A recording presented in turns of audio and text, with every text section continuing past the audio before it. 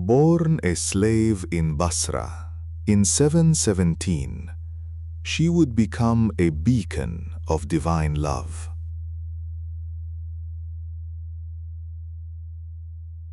The scorching streets of Basra in the early 8th century were far from a place of quiet contemplation.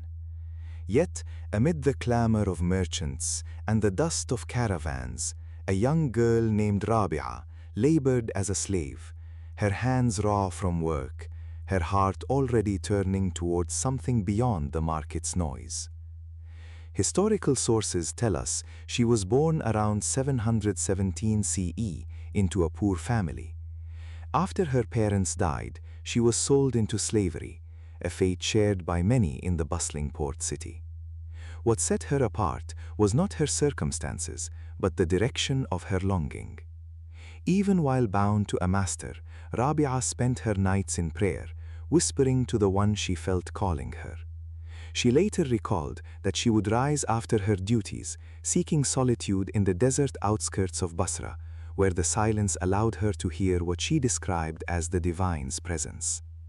Authentic biographies, such as Al-Sulami's Tabaqat al-Sufiyya, note that she fasted often, lived on minimal food, and devoted every spare moment to worship.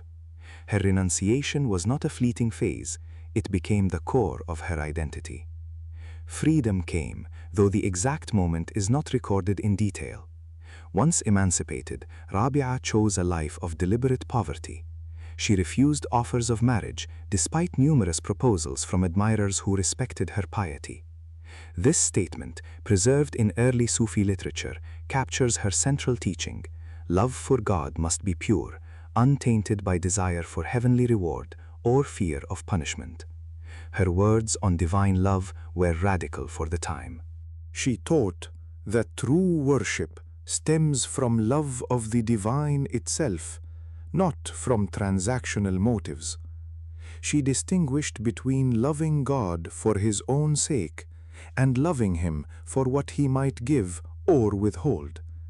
This nuance would later become a cornerstone of Sufi metaphysics. Rabi'a's influence did not remain confined to her lifetime. Scholars who lived centuries later explicitly referenced her teachings.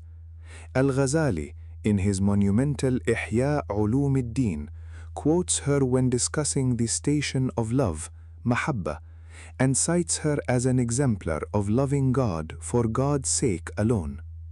Al-Qushayri, in the Risala al-Qushayriyya, lists her among the early Sufis who exemplified sincerity and devotion, noting that her sayings were circulated among spiritual circles in Baghdad and beyond. These references are not later legends, they appear in the actual texts of these scholars, confirming that her voice reached the intellectual centers of the Islamic world.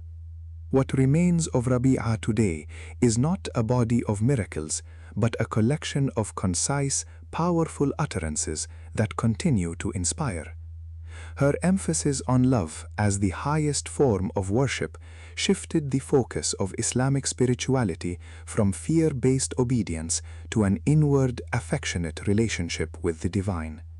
Modern scholars such as Annemarie Schimmel and Karl Ernst have highlighted her role in shaping the concept of divine love, ishq, within Sufism, pointing out that her teachings predate the later poetic expressions of love found in Rumi or Ibn Arabi. Her life also offers a rare glimpse into the agency of women in early Islamic society. Despite her origins as a slave, Rabi'a attained a stature that commanded respect from male scholars and mystics alike. She taught both men and women, and her disciples transmitted her sayings, ensuring her ideas survived the passage of time.